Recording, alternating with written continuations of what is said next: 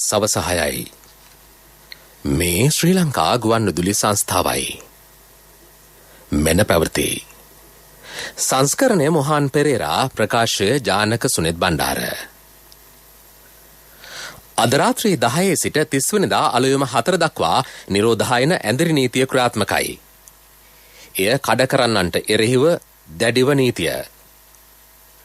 කෘෂිකර්ම, ඇඟලුම් ඉදිකිරීම්, අපනයන කර්මාන්ත ඇතුළු අත්‍යවශ්‍ය සේවා සහ ගුවන් තොටුපොළ හා ගුවන් යානා මෙහෙයුම් අකණ්ඩව ක්‍රියාත්මකයි. නිරෝධායන ඇඳරි නීති කාල සීමාවේදී වයස අවුරුදු 60ට වැඩි අය එන්නත් කිරීමේ විශේෂ වැඩසටහනක්. මෙරට එන්නත් කරන වැඩසටහන ලෝක සෞඛ්‍ය සංවිධානයේ පැසසුමට. ඔක්සිජන් ඇතුළු තවත් ආධාර ඉදිරියේදී ලබා දෙන්න බවට ප්‍රකාශයක්. දේශපාලන පක්ෂ අයවැය යෝජනා මුදල් ඇමති වෙත ඉදිරිපත් කරයි. ඛනිජ තෙල් හිගයක් නැතැයි රජය අවධාරණය කරයි. තෙල් පිරවුම්හල් අසල පෝලිම් හේතුවෙන් මාර්ග තදබදයක්. ඉදිරි මාස 3ේදී නිල සංචිත ඩොලර් බිලියන 2.6කින් ඉහළට. තාලිබාන් සංවිධානය සහ ජාත්‍යන්තරය අතර සුහදතාවය ඇති කිරීමට කටාරය මැදිහත් වෙයි. ලෝක කනිෂ්ඨ මල්ල ක්‍රීඩා උළෙලේ මේධානි ජයමාන්න සහභාගී වන මීටර් 200 අවසන් පූර්ව තරගය රාත්‍රී 7:10ට. තරුෂි කරුණාරත්නත් තරග බිමේ. මේ ප්‍රවෘත්ති ශ්‍රී ලංකා ගුවන්විදුලි සංස්ථාවෙන්. අද රාත්‍රී 10 සිට ලබන 30 වෙනිදා සඳුදා අලුයම 4 තෙක් දිවයිනටම ක්‍රියාත්මක වන පරිදි නිරෝධායන ඇඳරි නීතිය පැනවීමට රජය තීරණය කර තිබේ.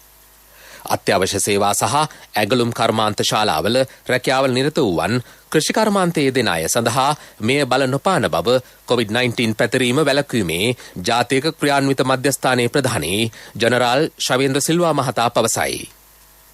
එමෙන්ම ඖෂධ ශාලා විවෘතව තැබිය හැකිය. රැකියා සඳහා යන අයට විශේෂ අවසර පත්‍රයක් ලබා ගැනීම අවශ්‍ය නොවන බවද ඔහු කියා සිටේ. නිරෝධායන ඇඳරි නීති කාල සීමාවේදී මෙතෙක් වයස අවුරුදු 60ට වැඩි එන්නත් ලබා නොගත් අය සඳහා විශේෂ එන්නත් කරන වැඩසටහනක් සිදු කිරීමට රජය තීරණය කර ඇත. ත්‍රිවිධ හමුදාව ඒ සඳහා විශේෂ වැඩපිළිවෙලක් ක්‍රියාත්මක කිරීමට බලාපොරොත්තු වෙයි. අද එනම් 20 වන දින රාත්‍රී 10 සිට 30 වන සඳුදා උදෑසන 4 දක්වා මුළු දිවයිනටම ක්‍රියාත්මක වන පරිදි නිරෝධායන ඇඳරි නීතිය පැනවීමට රජය විසින් තීරණය කළා තිබෙනවා. මෙම කාල සීමාවේදී අත්‍යවශ්‍ය සේවාවන් සඳහාත් ඇඟලුම් කර්මාන්ත ශාලාවල රැකියාවල නියුතු වුණු අයුරුන් සඳහාත් එවැගේම කෘෂි කර්මාන්තය යෙදෙන අයුරුන් සඳහාත් ඖෂධ ශාලා විවෘතව තබා ගැනීමටත් අවසර ලබා දීලා තිබෙනවා. රැකියාවලට යන අයුරුන් සඳහා විශේෂ අවසර පත්‍රයක් ලබා ගැනීමට අවශ්‍යතාවයක් නැහැ. මේ සඳහා මාර්ග බාධකවල කටයුතු කරන ලබන ශ්‍රී ලංකා පොලිසිය සහ හමුදාවේ නිලධාරීන් වරුන්ට ඔබගේ අනන්‍යතාව පෙන්වීමෙන් එම රැකියාවන් සඳහා යෑමට අවසර ලබා ගැනීමට හැකියාවක් ලැබෙනවා. මෙම නිරෝධායන ඇඳරි නීති කාල සීමාවේදී මෙතෙක් වයස අවුරුදු 60ට වැඩි එන්නතක් ලබා නොගත් අයුරුන් සඳහා විශේෂ එන්නත් කරන වැඩසටහනක් කිරීමට රජය විසින් තීරණය කරලා තිබෙනවා. මේ අනුව ත්‍රිවිධ හමුදාව සහ සෞඛ්‍ය ශාස්ත්‍රය යොදවීමෙන් මෙම වයස අවුරුදු 60ට වැඩි මෙතෙක් එන්නත් ලබා නොගත් අයුරුන් වෙත එන්නත් කරණය කිරීමට විශේෂ වැඩසටහනක් ක්‍රියාත්මක කිරීමට අපි බලාපොරොත්තු වෙනවා. රාත්‍රී 10 සිට දිවයිනට බලපාන පරිදි නිරෝධායන ඇඳරි නීතිය ක්‍රියාත්මක වුවත් ලබන මාස පළමු වනදාට පෙර අවුරුදු 60ට වැඩි සියලු දෙනාට කොවිඩ් එන්නත ලබා දී අවසන් කළ යුතුයයි ජනාධිපති ගෝඨාභය රාජපක්ෂ මැතිතුමා නිලධාරීන්ට උපදෙස් ලබා දුන්නේය. ප්‍රාදේශීය ලේකම්, පළාත් පාලන ආයතන ප්‍රධානීන් සහ ග්‍රාමීය කොවිඩ් මර්ධන කමිටු හරහා එම පිරිස් හඳුනාගෙන එන්නත්කරණය සඳහා සෞඛ්‍යාංශ වෙත ලබන සඳුදාට පෙර වාර්තා කළ යුතුය. 19.6 ක්ෂණික අංකයට හෝ කොරෝනා මර්ධන ජාතික මෙහෙයුම් මධ්‍යස්ථානය ඇමතීමෙන් ලියාපදිංචි වීමේ පහසුකම්ද සලසා තිබේ. මෙම එන්නත් කරන වැඩසටහන යුද හමුදාපතිවරයාගේ අධීක්ෂණය යටතේ සිදු කෙරේ. කොවිඩ් මර්ධන විශේෂ කමිටුව සමග අද ජනාධිපති කාර්යාලයේ පැවති හමුවේදී එතුමා මේ බව කීවේය. නිරෝධායන ඇඳරි නීතිය කඩ කරන්නන් සොයා ඔවුන්ට එරෙහිව දැඩිව නීතිය ක්‍රියාත්මක කරන්නයි ජනාධිපතිතුමා පොලිස්පතිවරයාට උපදෙස් දුන්නේය. මෙම කාල සීමාවේදී දේශීය ඖෂධ ග්‍රාමීය හා නාගරික මට්ටමින් ජනතාවට ලබා දීමට ක්‍රියා කරන්නේයි ජනාධිපතිතුමා දේශීය වෛද්‍ය රාජ්‍ය අමාත්‍යවරයාට දැනුම් දුන්නේය. කෘෂිකර්ම, ඇඟලුම්, ඉදිකිරීම් කර්මාන්ත, අපනයන කර්මාන්ත, ගුවන් තොටුපළ හා ගුවන් යානා මෙහෙයුම් මෙම කාලයේදී අඛණ්ඩව ක්‍රියාත්මක වෙයි. මේ අතර ජනාධිපතිතුමා අද රාත්‍රියේ ජාතිය අමතා විශේෂ ප්‍රකාශයක් සිදු කිරීමට නියමිතයි. මේ ප්‍රවෘත්තිය ශ්‍රී ලංකා ගුවන්විදුලි සංස්ථාවෙන්. දැන් ඔබේ ස්ථාවර තැන්පතුව සඳහා ඉහළම පොලිය HDFC බැංකුවෙන්. අමතන්න 0.71 800 999.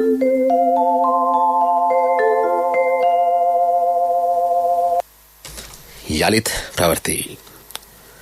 ලෝක සෞඛ්‍ය සංවිධානය මෙරට එන්නත් කරන ක්‍රියාවලිය දැඩි පැසසුමට ලක් කරයි. එම සංවිධානයේ ශ්‍රී ලංකා නේවාසික නියෝජිත ආචාර්ය අලාකා සිංහ මහත්මිය අද සෞඛ්‍ය අමාත්‍යාංශයේදී ඇමති කෙහෙලි රඹුක්වැල්ල මහතා මුණ ගැසී සාකච්ඡා කළාය.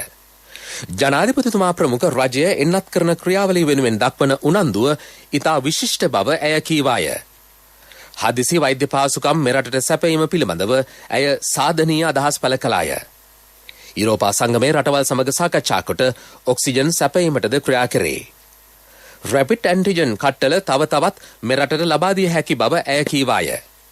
ශ්‍රී ලංකාව ලෝක සෞඛ්‍ය සංවිධානය සමග දිගු කාලීනව හොඳ සබඳතාවක් පවත්වාගෙන යයි. ඇමති රඹුක්වැල්ල මහතා මෙහිදී පැවසුවේ රජයේ මේ වන විටත් කොවිඩ් පාලනය සඳහා ගත හැකි සියලුම ක්‍රියාමාර්ග ගෙන ඇති බවයි. ග්‍රාමීය මට්ටමින් ගෘහස්ත ප්‍රතිකාර සේවාද සාර්ථකව සිදු කරමින් පවතී. කොවිඩ් මැඩලීමට ලෝක සෞඛ්‍ය සංවිධානය ඉටු කරන කාර්යභාරයද ඇමතිවරයා පැසසුමට ලක් කළේය. ඛනිජ තෙල් හේගයක් නොමැති බව ඇමති උදය ගම්මන්පිල මහතා අවධාරණය කරයි. මේ වන විට රට පුරා ඉන්ධනහල් අසල දිගු පෝලිම් දක්නට ලැබේ. අනවශ්‍ය ලෙස ඉන්ධන ලබා ගැනීමෙන් මාර්ගවල තදබදයක්ද ඇති වී තිබේ. රට තුළ කිසිදු ඉන්ධන හිගයක් නැතැයි විදුලි බල හා බලශක්ති අමාත්‍යාංශයේ ලේකම් KDR ඔල්ගා මහත්මියද පැවසුවාය. රටට ප්‍රමාණවත් වන පරිදි ඉන්ධන ගබඩාවල ඉන්ධන පවතී. ඉදිරි දින කිහිපය තුළ දිවයිනේ අවශ්‍යතාව සඳහා තවත් තෙල් ආනයනය කිරීමට නියමිතයි. මේ පිළිබඳව අදහස් දක්වන ලේකම්වරිය. ජනතාවට කිසි දෙයකින් කලබල වීමේ අවශ්‍යතාවයක් නැහැ. දැන් මේ වෙනකොට අපේ පොළොන්නරුව පරිසරයේ තියෙනවා auto diesel metric tonne 75000, super diesel metric tonne 3500ක්, ඔක්ටේන් 95 තියෙනවා මෙට්‍රික් ටන් 12000ක් පමණ. ඒතර ඔක්ටේන් 92 මෙට්‍රික් ටන් 68000ක් පමණ. ඔගයක් ඇත්තටම අපි ළඟ මේ වෙන විටත් තියෙනවා. මම කියපු සංඛ්‍යාවලට වැඩි ප්‍රමාණයක ධාරිතාවයක ඉන්ධන අපසතුව අද වෙනකොට තියෙනවා. ඔටෝ ඩීසල් පාවිච්චි වෙනවා දෛනිකව මෙට්‍රික් ටන් 4300ක්. ඒ කියන්නේ අපිට ඔටෝ ඩීසල් ගත්තොත් දවස් 17කට ප්‍රමාණවත්. ඊට අමතරව අපිට තව ලැබෙනවා 25 වෙනිදා 30500ක නැවක් එනවා. සැප්තැම්බර් 9 වෙනිදා 37500ක නැවක් එනවා. සැප්තැම්බර් 11 වෙනිදා 30000ක නැවක් එනවා. ඊට අමතරව සැප්තැම්බර් 21 30500ක නැවක් එනවා. ඉදිරි මාස තුනේදී මෙරට විදේශ නිල සංචිත ප්‍රමාණය ඩොලර් බිලියන 2.6කින් වැඩි කළ හැකි බව රාජ්‍ය අමාත්‍ය අජිත් නිවාඩ් කබ්‍රාල් මහතා පවසයි. එෙහිදී ඉන්දිය රජය විශේෂ හුවමාරු පදනම මත ඩොලර් බිලියනයක් ලබා දෙනු ඇත.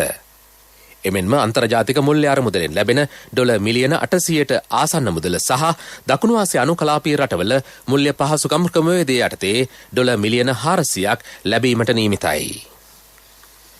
ජපානයේ ශ්‍රී ලාංකිකව පිරිසක් කළුබෝවිල රෝහලට වෛද්‍ය උපකරණ තොගයක් පරිත්‍යාග කරති. එරට රොටරි යොනියාමා ශ්‍රී ලංකා සංගමය මෙලෙස පරිත්‍යාග කළ උපකරණවල වටිනාකම රුපියල් මිලියන 3.25කි. එම අවස්ථාවට එක් වූ රාජ්‍ය අමාත්‍ය විශේෂඥ වෛද්‍ය සුදර්ශනී ප්‍රනාන්දුපුල්ලේ මහත්මිය සඳහන් කළේ මෙම පරිත්‍යාග කිරීම සිදු වූයේ එම උපකරණ අත්‍යවශ්‍යව පැවති කාලයක වන බවයි. එය බෙහෙවින් අගය කරන බවද ඇය සඳහන් කළාය. මේ අතර කොතලාවල ආරක්ෂක විශ්වවිද්‍යාල රෝහලට නව PCR යන්ත්‍රයක් පිරිනැමේ. එහි වටිනාකම රුපියල් මිලියන 5.2කි.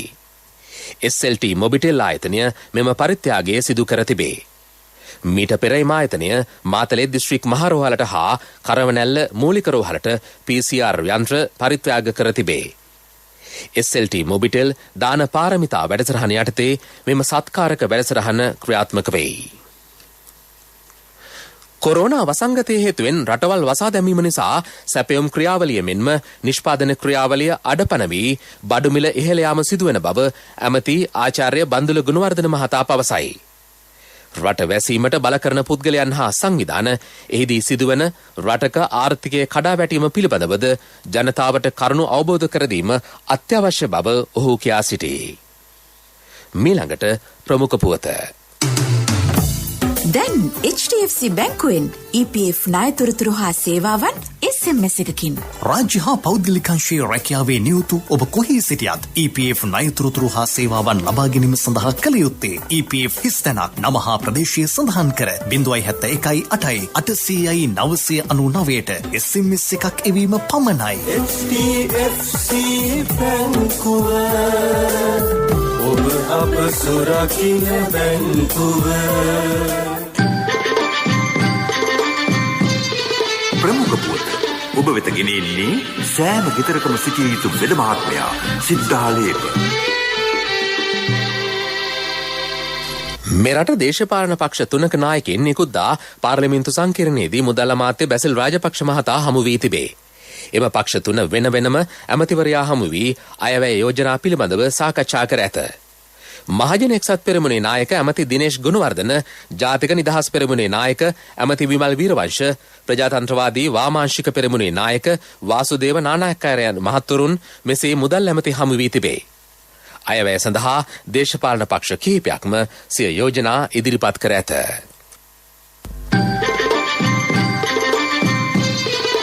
ප්‍රමුඛ පුවත ඔබ වෙත ගෙන ආවේ සෑම ගෙදරකම සිටිය යුතු වෙද මහත්මයා සිද්ධාලේප. ශක්ති හඬ අවධානය පිණිසයි.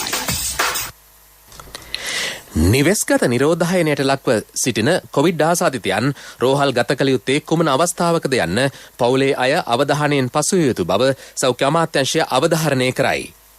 ඔක්සිජන් මනින උපකරණයක් යොදාගෙන ඔක්සිජන් ප්‍රතිශතය මැන බැලීමට හැකිනම් එය වඩා පහසු වේ.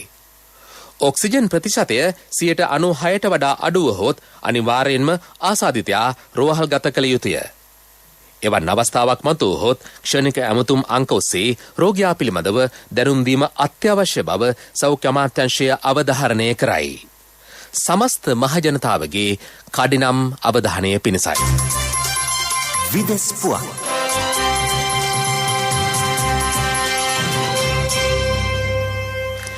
ඇෆ්ගනිස්තානයේ තලේබෑන් කණ්ඩායම සහ එරට හිටපු රාජ්‍ය ප්‍රධානීන් අතර සුහදතාවය ඇති කිරීම සඳහා මැදිහත්කරුගේ කාර්යභාරය ඉටු කිරීමට කටාරයට හැකියාවක් ඇති බව විශ්ලේෂකයෝ කියති.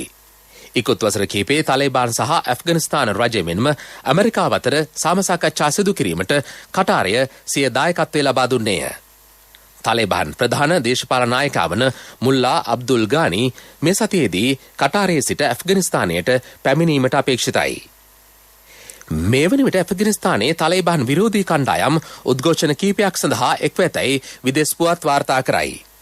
තලේබානුවන් ඇෆ්ගනිස්තානය තුළ සිටින වෙනත් රටවල පුද්ගලයන් පිළිබඳව දොරින් දොරට ගොස් පරීක්ෂා කරමින් සිටින බවද වාර්තා වේ.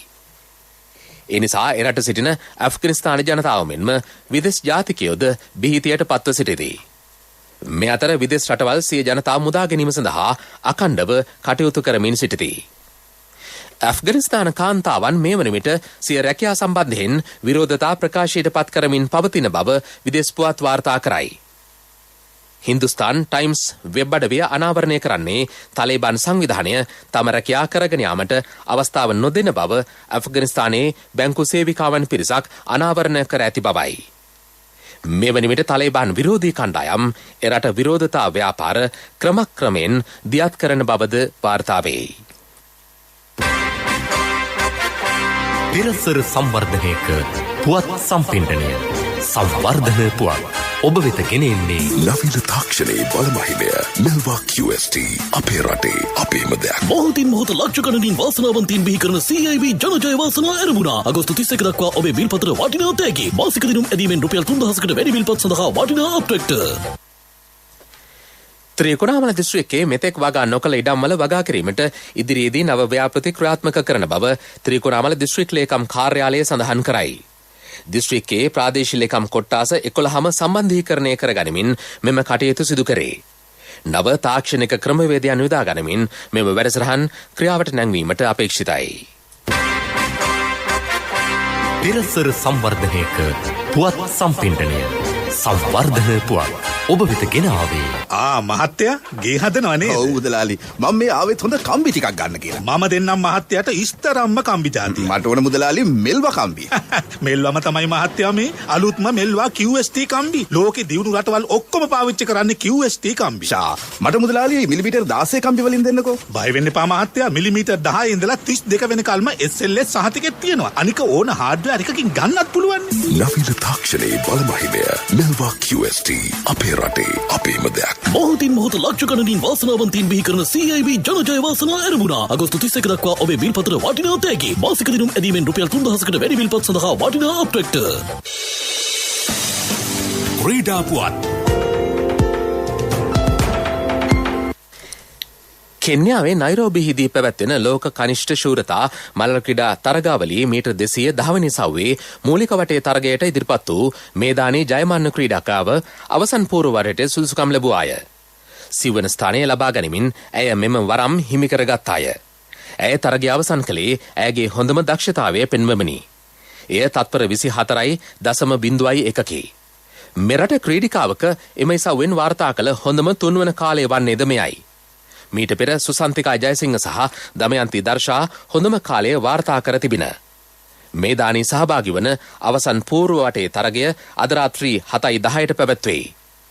මේ අතර තරුෂී කරුණාරත්න අද පස්වර 6:50ට මීටර් 800 අවසන් පූර්ව වටේ තරගය සඳහා සහභාගී වීමට නියමිතයි. ශ්‍රී ලංකා ක්‍රිකට් කණ්ඩායමේ ක්‍රීඩකයන් 18 දෙනෙකු ජාතික කොන්ත්‍රාත්තුව අත්සන් කර තිබේ. එය දෙසැම්බර් 31 වනදායින් අවසන් වේ.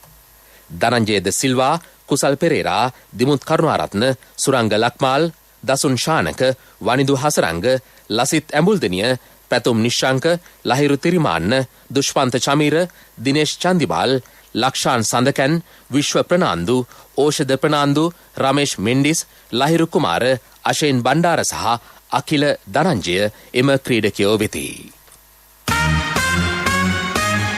ව්‍යාපාරික පුවත් ඔබ වෙත ගෙන එන්නේ ජාතික ඉතිරි කිරීමේ බැංකුවෙන් ඔබ වෙත ගෙන එන සියල් සපිරි ඇප් එක NSB Pay. මාස 3කට ආසන්න කාලයක් ශ්‍රී ලංකාව ඇතුළු රටවල් කිහිපයකට අත්හිටවා තිබූ වාණිජ ගුවන් ගමන් ලබන 22 වෙනිදා සිට ආරම්භ කිරීමට කුවේට් රාජ්‍යය තීරණය කරයි. එරට අමාත්‍ය මණ්ඩලයේ ගත් තීරණයකට අනුව ශ්‍රී ලංකාව, බංග්ලාදේශය, ඊජිප්තුව, ඉන්දියාව, නේපාලය සහ පාකිස්තානයට ඔවුන් සිය වාණිජ ගුවන් ගමන් ආරම්භ කරයි. ව්‍යාපාරික පුවත් ඔබ වෙත ගෙන ආවේ ඔබේ සියලුම බැංකු කටයුතු වඩාත් සුරක්ෂිතව පහසුවෙන් කරගන්න ජාතික ඉතිරි කිරීමේ බැංකුවෙන් ඔබ වෙත ගෙන එන සියල් සපිරි ඇප් එක NSB Pay. මුදල් හුවමාරු, බිල්පත් ගෙවීම්, ක්‍රේලෝඩ්, ක්‍රෙඩිට් කාඩ් ගෙවීම්, ලංකා QR ආදී සේවාවන් රැසක් සමගින් බැංකු ගිණුම් කිහිපයක් සමග එකවර ලියාපදිංචි වීමේ පහසුකම ඔබ කොතැනක සිටියත් ඔබේ බැංකු කටයුතු එසැනින් කරගන්න ඩිජිටල් විසඳුම Play Store හෝ App Store හරහා දැන් නොමිලේම ඩවුන්ලෝඩ් කරගන්න NSB Pay. වැඩි විස්තර ළඟම පිහිටි ශාඛාවෙන් හෝ 0112 379 379 අමතන්න. කොන්දේසි සහිතයි. ආර්ථික පුවත් ආවරණය ඔබේ ඕනම අවශ්‍යතාවයකට සුදුසු මූල්‍ය විසඳුම් දෙන එන අය දියුණු වෙන අය එන LOLC සමූහය එන්න දියුණු වෙන්න. ජනතාවටම ආදායම් උත්පාදනය කර ගැනීමට හැකි ආයෝජන කෙරෙහි ඉහළ අවධානයක් යොමු වී ඇතැයි රාජ්‍ය ඇමති ශ්‍රහන් සේමසිංහ මහතා කියයි. එනමුත් රජයට පුනරාවර්තන වියදම් කපාහැරීමේ අවශ්‍යතාවක් නැත. ඊයේ සමෘද්ධි අරුණලු ජීවනෝපාය සංවර්ධන වැඩසටහන ආරම්භ කරමින් රාජ්‍ය අමාත්‍යවරයා මේ බව සඳහන් කළේය. මෙම වැඩසටහන යටතේ මේ වසර අගභාගයේ වන විට පවුල් ලක්ෂ 2ක් සවි බල ගැන්වීමට නියමිතයි. යුතුකම් වගකීම් එක්ක සල්ලි ඉතුරු කරන්න ලේසි නෑ. ඔබේ ස්ථාවර තැන්පතට ආකර්ෂණීය පොලියක් හා ආරක්ෂාවක් දෙන්න අපි පොරොන්දු වෙන්නේ ඒකයි. LOLC Finance ස්ථාවර තැන්පතු ඉතිරිය උතුරන්න. 2001 දෙසැම්බර් 13 වෙනි දින නීතිගත කරන ලද LOLC Finance PLC ICRA Lanka limited වෙතින් SLA ස්ථාවර ශ්‍රේණිය ලබා ඇත. 2011 අංක 42 දරන මුදල් ව්‍යාපාර පනත යටතේ ශ්‍රී ලංකා මහ බැංකුවේ මුදල් මණ්ඩලය වෙතින් බලපත්‍රලාභී මුදල් සමාගමකි.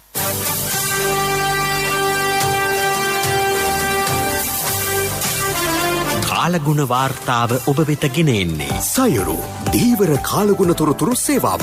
ඔබගේ ප්‍රදේශයට අදාළ කාලගුණ තොරතුරු නොමිලේ එසැනින් ඔබේ ඩයලොග් දුරකථනයට 828 අමතා ලියාපදිංචි වන්න. දීවර හා ජලජ සම්පත් දෙපාර්තමේන්තුව සහ කාලගුණ විද්‍යා දෙපාර්තමේන්තුවේ ඉදිරිපත් කිරීමකි. සයුරු සමග සුරැකීම. හෙට සහ අනිද්දා උතුරු මැද නැගෙනහිර සහ ඌව පළාතට සවස් කාලයේ ගිගුරුම් සහිත වැසි ඇතිවන බව කාලගුණ විද්‍යා දෙපාර්තමේන්තුව සඳහන් කරයි. බස්නාහිර සබරගමු හා වයඹ පළාත්වලත් ගාල්ල මාතර මහනුවර හා නුවරඑළිය දිස්ත්‍රික්කවලටත් වැසිවාර කිහිපයක් ඇතිවේ. සෙසු ප්‍රදේශවලටද පස්වරුවේ වැසි ඇතිවීමට හැකිය. ඌව සහ නැගෙනහිර පළාත්වලත් මුලතිව් හා වවුනියාව දිස්ත්‍රික්කවලටත් තද වැසි ඇතිවේ. අපගේ මෙම ප්‍රවෘත්ති ප්‍රකාශයට www.slbc.lk වෙබ් අඩවිය ඔස්සේද සවන් දීමට හැකිය.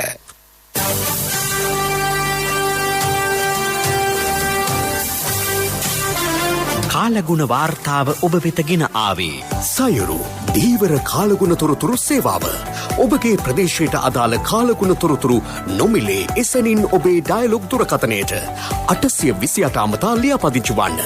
දීවර හා ජලජ සම්පත් දෙපාර්තමේන්තුව සහ කාලගුණ විද්‍යා දෙපාර්තමේන්තුවේ ඉදිරිපත් කිරීමකි.